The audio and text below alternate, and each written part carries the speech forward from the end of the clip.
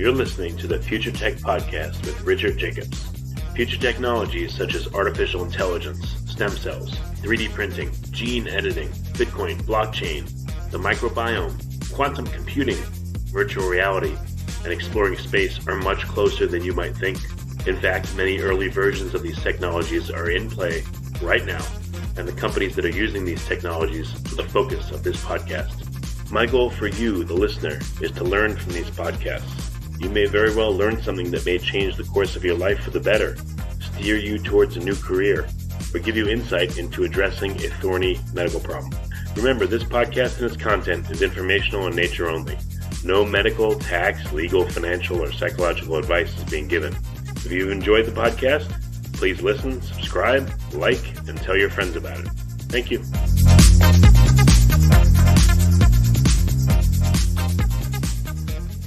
Hello, this is Richard Jacobs with the Future Tech Podcast. I have Christian Wolmar. He's a pundit. He talks about, the happenings that are going on, especially in the self-driving car industry. So we're going to focus on that today. So, Christian, thanks for coming. How are you doing? I'm doing very well, and it's great to help spread the message about my views about driverless cars. Yeah, what's your, do you have any background that intersects with, either the engineering side or the public transport side or where in your background? I've been writing about transport matters really for about the last 25 years, since being transportation correspondent on a national newspaper, The Independent. I've written about 20 books, some on transport policy, some on the railways. But just to preempt some of my critics, it's not because I'm a rail fan that I'm a critic of driverless cars. It's because I have concerns about the whole concept. Yeah, no, I do too. I mean, there's a lot of romanticism about them. And then there's this resigned acceptance from people. Well, that's what's going to happen. There's nothing we can do about it. That's the future. That's what I've been hearing from a lot of people. Let me pick you up on that, because that's the thing that drives me most mad, right? Which is that the number of articles, I get a lot of articles, I read everything about this, right? And so many of them, even one I read yesterday, I think, on Medium Digest or somewhere, said, driverless cars are coming. It's inevitable. They're on their way. So how do we deal with it? And that's really like sort of saying, well, we're going to get kind of rocket travel to Australia, in a kind of hour and a half from New York or whatever. I mean, there is no guarantee that driverless cars are on their way. There's a huge kind of roadmap with lots of obstacles before we get there. And yet all these pundits and people say, well, this is happening, so we got to deal with it. Right, exactly. So what are some of the major concerns you have about driverless cars? Is it that they're overhyped, or is it the technology itself is dangerous, or where does your thoughts lie? Well, I think all of those things. Let's talk about the hype first, because that's what really got me into this. I don't really understand why there is so much coverage of this without really any explanation of how we would ever adopt these things. And why is the coverage so undoubtedly positive, universally positive about it? Because there are questions about, as you say, safety, about hacking, about the desirability of it, about congestion, all sorts of things. And yet we're always getting these pieces that start from the idea that this is really going to be great news.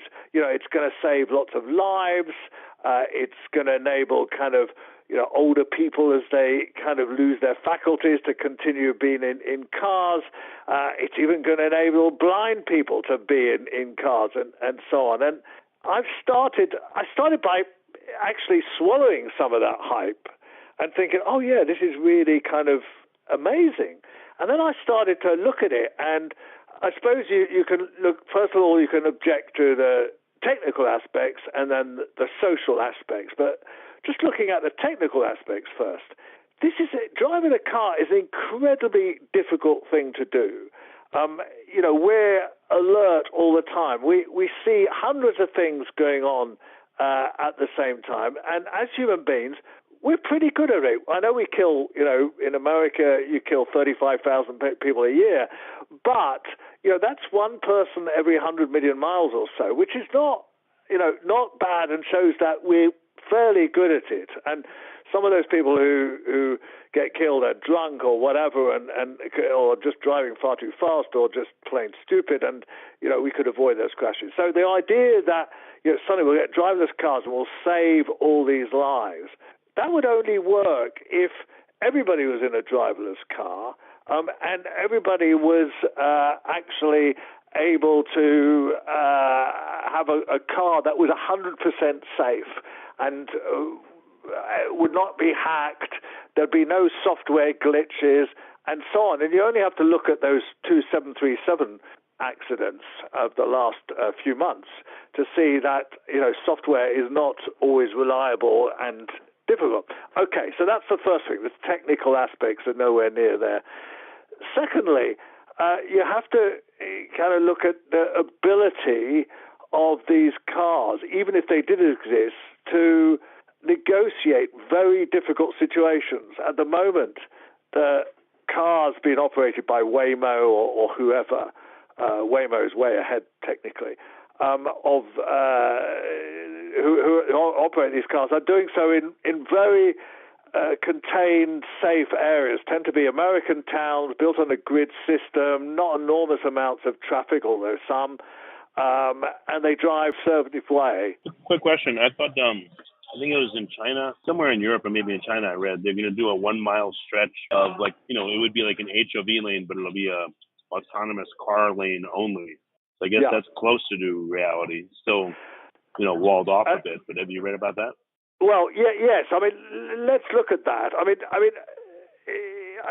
There are a lot of tests where it's kind of geo-fenced in one way or another. It's restricted to a certain routes, and the cars cope with that reasonably well. And that's okay, and I think there might be a long-term use of that, say an airport shuttle or something like that. But what the driverless car people say is that, hey, this is totally revolutionary. We're going to get shared use electric driverless cars, and they're going to be so good that you're not going to want to own your own car, right? And you're going to just basically have an app. You're going to replace your car with an app, and the app will call up the car, as it does with Uber at the moment. We should come back to the subject of Uber in a minute. So you'll just have an app, and that means that there'll be fewer cars on the road, that you won't need to own your own car, and so on. This is just complete BS. I mean, why would you replace your own car with an app that calls up a car that may or may not come, that is then likely not to be 100% reliable because it's totally driverless and you won't know about the roadworks and so on? Why would anybody want to do that? Well, I think what happens, human nature is that people are lazy. So, if we had driverless cars, we wouldn't have to sit there and pay attention. We would sit there and just read the newspaper or something. Yes. I see one possible progression is this, is that driverless cars come out. There's enough of them that either the study is well-founded or not, and they say that they're safer and they have less accidents than human-driven cars. Then there's legislation to disallow people from driving cars and only do driverless unless an emergency. I see things migrating in that direction. I don't know. But that's one of my objections to this. I mean, the issue of personal freedom. Lots of people like driving their cars for a start. Secondly, there is no evidence that they'll be safer so far. I mean, when Tesla and the like claim, we've driven X million miles, and this suggests that it's safer. Those miles are miles that are driven in very easy conditions. They're not driven in snow, heavy rain, very difficult, crowded conditions, lots of junctions, all that sort of stuff. They're driven mainly on highways. So getting to your point is difficult. And then getting to your point again is very difficult because of what is the changeover problem. So driverless car people have got to level 3 where, the car drives itself for, say, 80-90% of the time, but you still need to be alert. And that's where the cars become more dangerous because you're not necessarily staying alert all the time. You want to kind of, watch a movie on your phone or something, and you're tempted to adjust your attention to just drift. And that's where they become more dangerous than ordinary cars. Okay. So at level 3, I mean, so I test drove a Tesla, and I don't know what mode it was in, but they required you to put both of your hands on the steering wheel every so often. I don't know if that was a level 2 thing or, but what would level 3 look like? 2 to 3. 2 to 3 probably, yeah. What would 3 look like? You wouldn't have to do anything at all. You just sit there. It would do rather more maneuvers, and it would kind of, but it would still require you to be alert. It's not till you get to level 4 where you actually have something that is really driverless. And it's interesting that Ford and one or two other companies have abandoned level 3. Because they realized it's more dangerous. So Ford put in a safety driver, and the safety driver tended to fall asleep. So they put in a second safety driver, and they both tended to fall asleep. So they thought, okay, level 3 is a bad idea. And then to get to level 4 is just proving really difficult. I mean, if you're looking at the stuff that's coming out of the likes of Waymo and other car manufacturers at the moment, they are saying, this is a bit more difficult than we expected. It's actually proving very hard to get anywhere near level 4. And, don't believe a word of Elon Musk's things about, he's going to have 1 million level 5 cars on the road next year. He's not. I mean, it's just a bit of Elon Musk hype. Well, what's so difficult about level 4 is it that a lot of the driving is off highway? Is it the last mile they call it? I mean, where's the difficulty in it? Well, the difference is all the obstacles that you face, particularly in an urban environment. And remember, you might be thinking American cities here, but just think of British cities, which are, have much more complicated road networks in the city centres, or let alone Indian cities or other Asian cities where it's completely chaotic. So you need good road markings.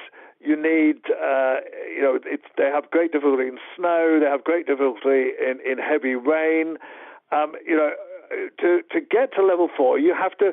I always think the test of it is simple. You have to drive me to my office, kind of in town, drive back and take my kids to school. Right? That would be a level 4. Right?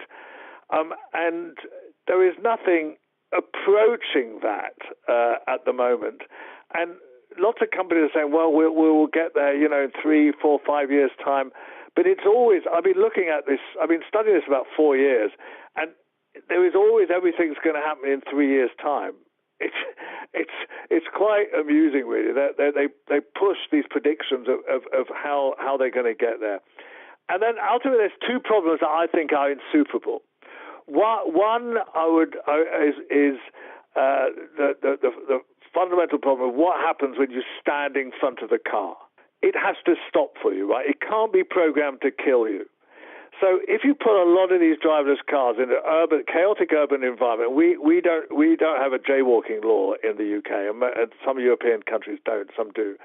So people just tend to wander into the streets, right? And if there's a traffic jam or quite a lot of cars, people just walk in front of these cars. Now, if they were driverless, they'd be able to walk in front of these cars all the time, and the cars would just never make any progress because they wouldn't be able to drive forward because people would just say, oh, there's nobody in that car, it's a driverless car. And the second insuperable problem is there's a lot of streets, particularly in London, but also elsewhere, where there's just one room for one car in the middle, because there's parked cars on both sides.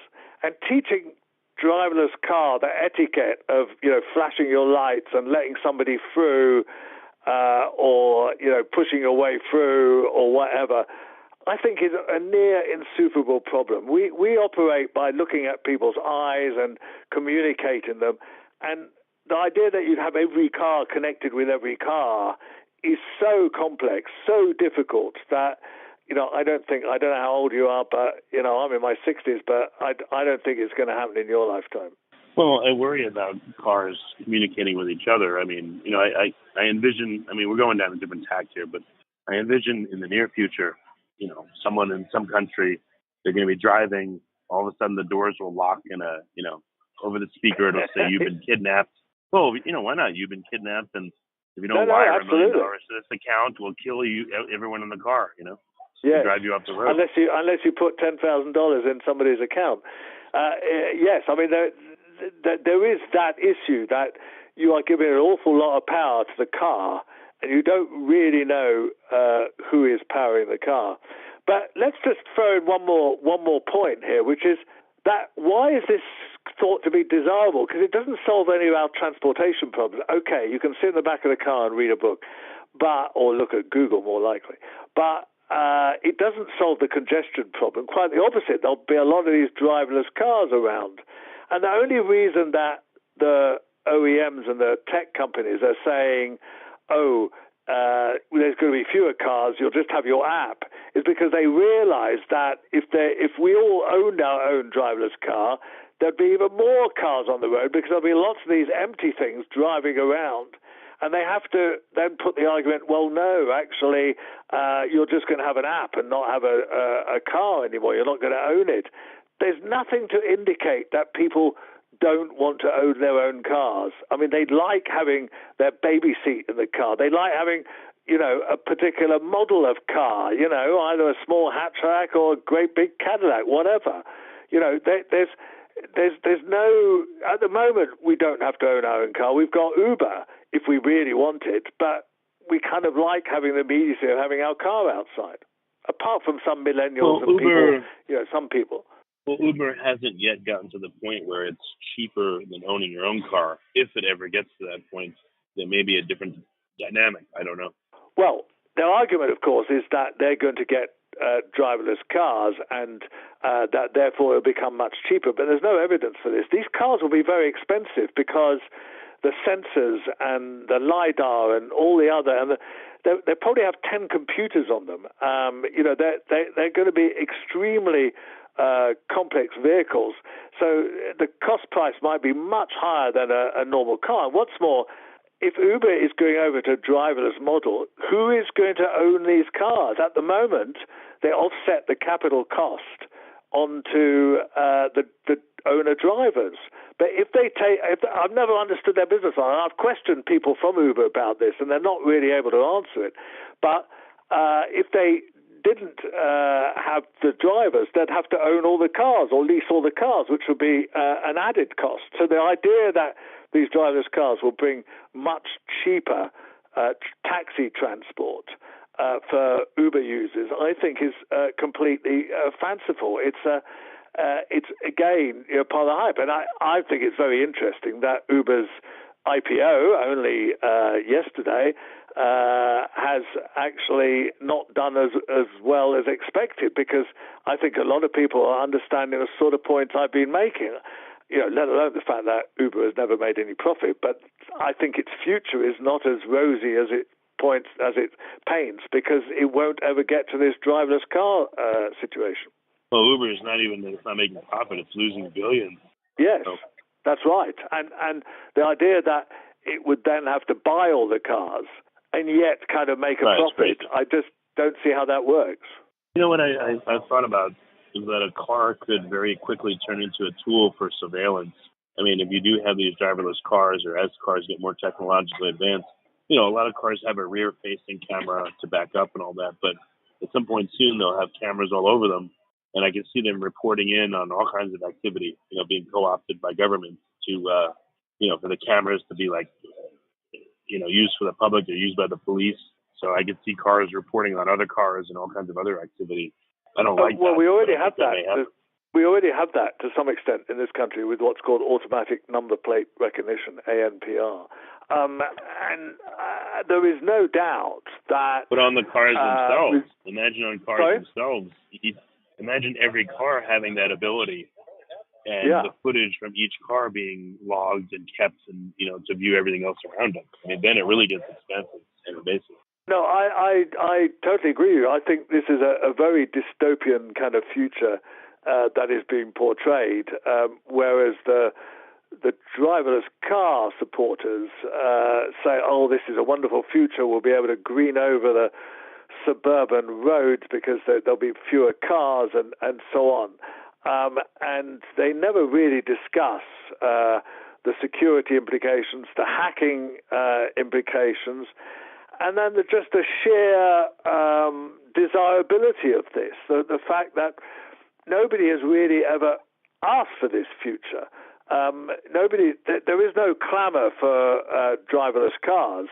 It's an idea that technically they think is feasible, and therefore they're trying to develop it with money that frankly is footloose, either venture capital money or just super profits made by the likes of Apple or Microsoft or whatever, which is the profits are so big they don't quite know what to do with their money. So they're investing it in this concept, thinking it is the next big thing. But I think there is a lot of counter evidence to think that it's just not going to happen. So what do you think is the likely future over the next 10 years? What kind of I don't know, dystopian milestones will be hit, or what kind of realizations will happen?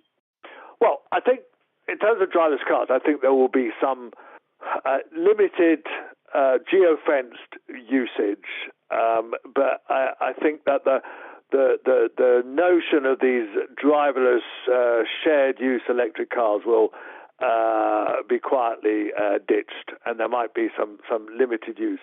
In terms of electric cars, I think there will be a big increase in the number of electric cars. I think in terms of towns and cities, more and more will move towards having more restrictions on cars, particularly in Europe, but maybe even in some American cities like New York, where they will start charging for cars to go into city centers. There'll be more sort of schemes like Times Square, where you're kind of creating much more livable environments by having fewer cars. But I also think on the other side, there is enormous pressure to build more roads, to have more easy access to cars. So it's a kind of battle that will be played out in thousands of cities across the world between different conceptions of the future. Either one that is very car-oriented, where Los Angeles being the kind of epitome of that, or places which are much more oriented towards creating more livable cities, which I think a lot of millennials really appreciate, a lot of people of the 20s, 30s generation, like Copenhagen, like Amsterdam, and even to some extent like London, where people, the policymakers are realizing that people want to have a cleaner, less car-oriented environment. So it's a mega battle being fought in thousands of cities. Well, it seems like I've seen a few light rail projects. There's tremendous infrastructure. The light rail is it's kind of useless. It goes along one path, and if you live perpendicular more than a half mile to the light rail, it's quite a trek to get there. It's not very useful. I mean, buses to me seem a lot more useful. So maybe the driverless cars will become like mini buses. They'll travel along a path and make stops if someone's in there or not, and they'll pick people up, and maybe there would be a lot less infrastructure requirement versus a light rail. I don't know. That's true. I mean, light rail has the advantage it attracts people out their cars. They like rail, and once you start to have a network, of course, we had that both in America and in Europe. We had huge networks of tram systems which were ripped out to favor cars. And you're right. A perfect transport system, in a way, is having kind of very frequent buses along the main arteries, and then people walk or maybe take a cab for the last mile or whatever. And that is a great network. The trouble is that the main arteries get clogged up with lots of cars. But I don't see where driverless comes into that equation. You're saving the cost of the driver, but you're adding lots of extra costs in terms of all this equipment you're putting on. And it may be that it's very difficult to bring down the cost. I mean, the LiDAR, the laser equipment on top of a driverless car still costs $20,000-$30,000, even the most basic. And even though Tesla argues you don't need them, most people think that you need them in driverless cars. So that adds a big cost. Well, I think what people are saying is, they assume more is law is going to make the cost of that come down to very little over the next few years. And that's their big assumption. They go ahead planning everything, assuming it'll be cheap. Yes, but even with Moore's law, and even if they have lots more computing power, there is still the sort of issues that I've mentioned, where it's very difficult to envisage driverless cars being able to drive as well as humans in terms of the interaction with other vehicles. I think the standard thing is what we call a T-junction, where you come up against the road and you either have to turn right or left. And again, it's something where the interaction with other human beings is really necessary, because if it's a very crowded road you're trying to get into, you're really waiting for somebody to flash their lights or wave at you and let you through. Driverless cars can't do that, so they will drive in a very conservative, boring way. And I think this is happening in Mountain View, where Waymo is very active, that there are some junctions that ordinary drivers try to avoid because they'll get stuck behind these driverless cars, which can never pull out of the side road because there's so much traffic. So getting around those little problems is much more difficult than one might envisage, and I think that they are coming up against those sort of difficulties. Any other ancillary issues you think will be important? Probably very big. And the security one is rather big. You see, if you're in a driverless car and you're down a dark alleyway somewhere, there's nothing to stop what Donald Trump calls bad people from stepping in front of your car and attacking it. Right? So you're never going to see celebrities or people with a lot of money in a driverless car, driving down anywhere that is vaguely unsafe, because they will always be vulnerable, to attack. And when I put this on a radio program once, I got kind of laughed at by the guy developing the autonomous cars, guy from Oxford, professor, who said, "Oh, no, this is never going to happen." But he wasn't able to answer the point that actually this is fundamental. You need security in a car, and if you can't get security because anybody can stop the car by standing in front of you, I don't think that there's going to be ever a mass market for these vehicles. What about eliminating the steering wheel and eliminating a lot of the internal components? You can't even drive it if you wanted to. Well, I think that technically that is enormously difficult, and also, if you eliminate, that's level 5 you're talking about there, and if you eliminate the pedals and you eliminate the steering wheel and you eliminate any power to take over, what happens when you get into some difficulty where the car is either not programmed to deal with or can't cope with this particular emergency, like unexpected roadworks, a landslide, a flood, whatever? Would you really ever trust going in that? And let alone, would you trust putting your kids in a car like that? I don't think so. So this driverless world is really, not one that a lot of people are going to subscribe to. So what do you envision is going to happen in the U.S. versus China? You think regimes will try this anyway, or what do you think will happen? I think China will get way ahead of this because they're an authoritarian regime, and they can dictate the fact, well, hey, let's have this small city and test it and only allow in autonomous vehicles, right? And they can say, right, nobody's allowed in. You can't do that in, an American city, even, a small town, say Lancaster, Pennsylvania or somewhere, you just can't do that, whereas the Chinese would be able to do that, and then they'd be able to develop the technology on that basis. But it might not be a technology that would ever be acceptable in the West, that we just would not want to have that sort of restriction whereby in a town or city you're not allowed to drive cars and you only have driverless cars. I think that would be socially unacceptable, particularly as I said earlier, there are some people who would never want to go in these cars for either security reasons or other reasons, and they'll never want to use them. So I think China will get ahead technically because they're able to impose those sort of restrictions on people. Any lessons to be learned from the horseback riding to car transition from many years ago? Yes. I'm in my 60s, and so I was a child in the 60s.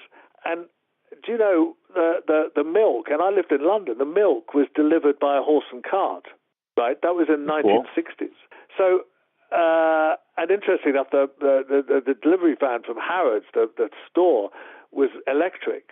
So even though cars had been around for 60 or 70 years, there were still companies choosing to use a horse and cart because it was cheaper or better, or they just hadn't modernized.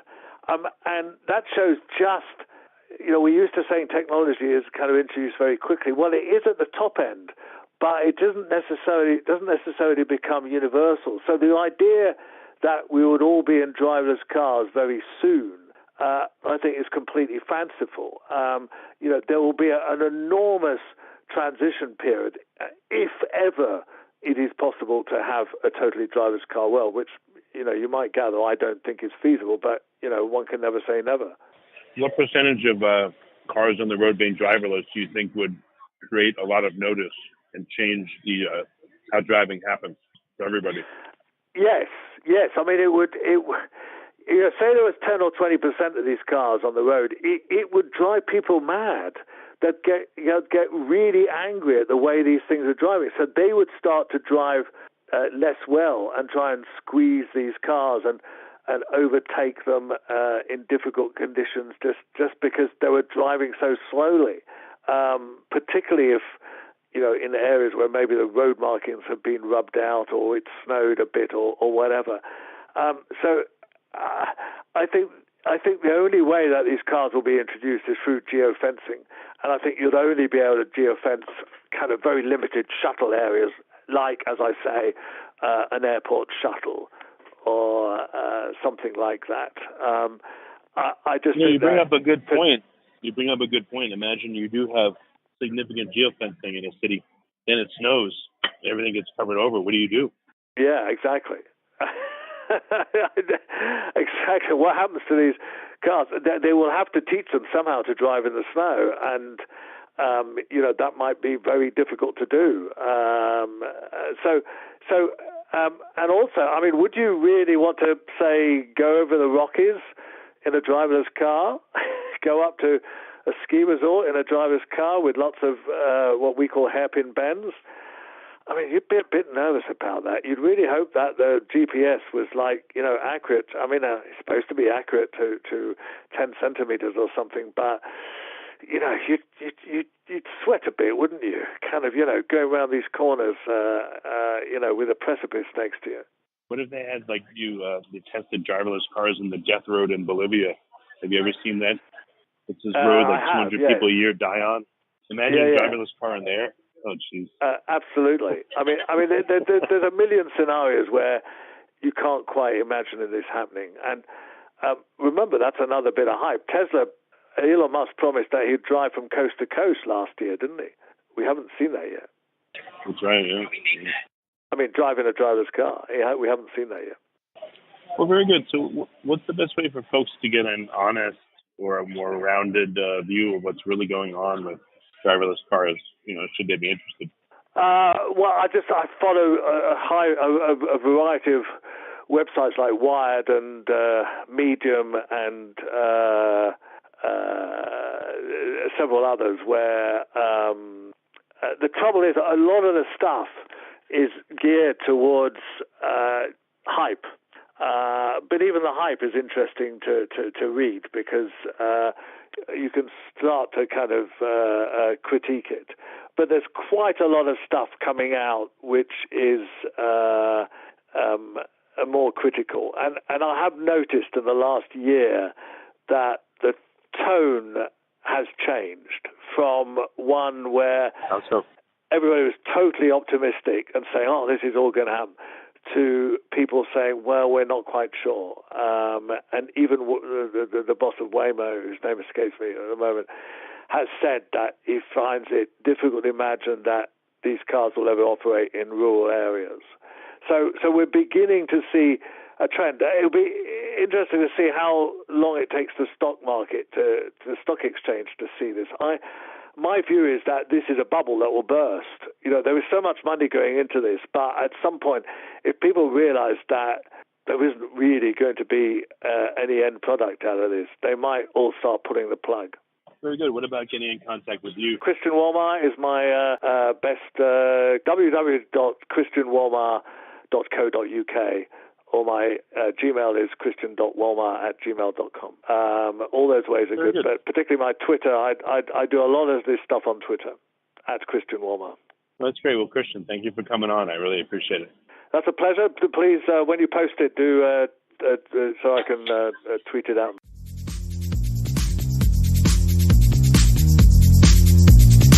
You're listening to the Future Tech Podcast with Richard Jacobs. Future technologies such as artificial intelligence, stem cells, 3D printing, gene editing, Bitcoin, blockchain, the microbiome, quantum computing, virtual reality, and exploring space are much closer than you might think. In fact, many early versions of these technologies are in play right now, and the companies that are using these technologies are the focus of this podcast. My goal for you, the listener, is to learn from these podcasts. You may very well learn something that may change the course of your life for the better, steer you towards a new career, or give you insight into addressing a thorny medical problem. Remember, this podcast and its content is informational in nature only. No medical, tax, legal, financial, or psychological advice is being given. If you've enjoyed the podcast, please listen, subscribe, like, and tell your friends about it. Thank you.